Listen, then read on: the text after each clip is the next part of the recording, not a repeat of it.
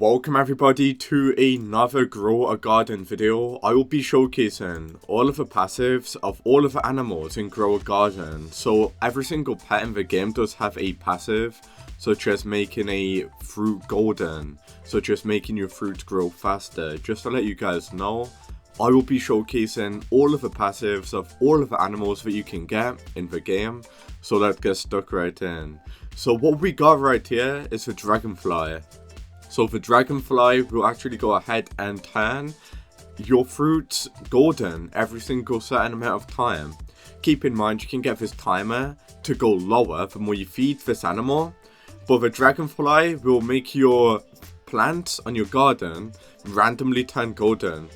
If the fruit of yours do turn golden, it does actually give it a 50 times value multiplier, which makes this the best pet in the game. We now move on to the next pet.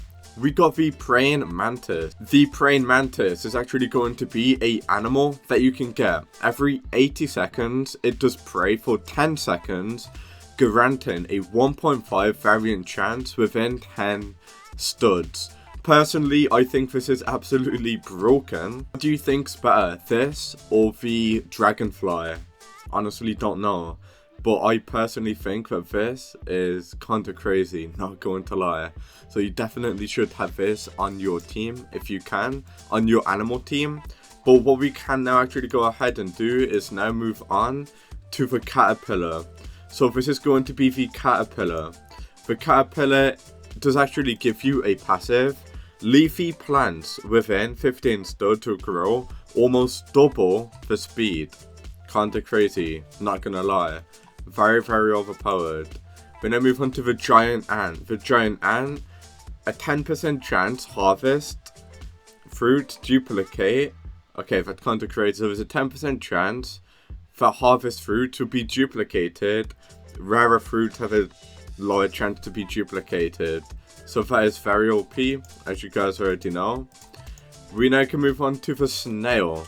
So what we've got is the snail, and the snail does actually go ahead and give you a 5% chance harvest plant drop seeds. That is kind of overpowered, not going to lie. So whenever you harvest a plant, it can drop the seed from it. That is unreal. That is honestly unreal. But yeah, we now move on to the polar bear. So what we've got, guys, is a polar bear. Every 85 seconds, there's a 10% chance that nearby fruit will become chilled or frozen. Pretty good, especially if you're trying to do the angry plant quest. So yeah, polar bear, very, very good. But now what we can do is move on to the next one, which is the turtle. The turtle does actually make sprinklers last 20% longer, which is kinda crazy. Not even gonna lie, if I'm gonna be real with you. But now what we can actually go ahead and do is move on to the sea otter. The sea otter will actually go ahead and do this. It will basically spray water on nearby plants, making it grow quicker, which is kinda cool. But we now move on to the silver monkey. The silver monkey will provide a 7% chance to refund your fruit back into your inventory.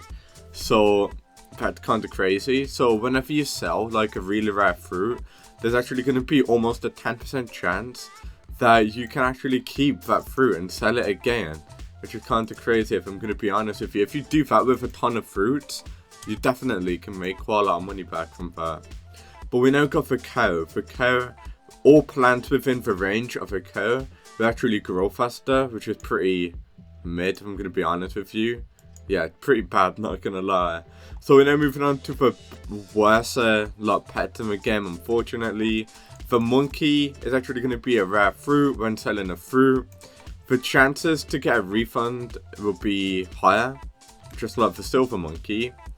So we now can move on to the next one. So the next one, guys, what we got after the monkey is a rooster.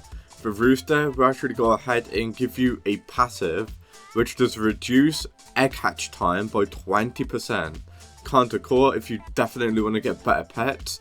So I do rank the rooster quite high, if I'm going to be honest with you. But we now move on to the pig. So what the pig basically does is this. So the pig grows a fruit as another variant, whatever plant is closest to him. meaning that you can grow a plant with mutations with a 2x multiplier. That is pretty good as well, if I'm going to be honest with you. We got the spotted deer. The spotted deer will give you a chance to give you a berry type fruit whenever you harvest it. Pretty mid, not gonna lie. So we now move on to the orange tabby, which will go ahead and do this. So every 80 seconds, it will nap for 15 seconds. New fruit within 15 studs will be bigger. So the tabby will make fruit bigger. We now move on to the next one. So after that, guys, what we've actually got is the cat. So what the cat basically does is that it will increase the size of the fruits. Not pretty mid, I'm going to be honest with you. All of these are like the bad animals that we've got, such as the chicken. What the chicken will basically do, it will increase your egg hatch speed by minus 10%. Black bunny will go ahead and do this. So the black bunny will go ahead, and if there's no carrots in the garden, the black bunny will walk around digging, doing nothing. So what the black carrot does basically do is that it does pick up carrots and sell it for a lot more than usual. So that's what the bunnies do. And the dogs pretty much go around the map, guys, and it basically digs up random seeds with a small chance to succeed, which is kind of cool. So believe it or not, the dog is really good. And the golden lab basically do the same thing, and you'll just dig up random seeds. But yeah, hopefully that this video helped you guys out, and that is all of the pets showcased in Grow a Garden, and peace out.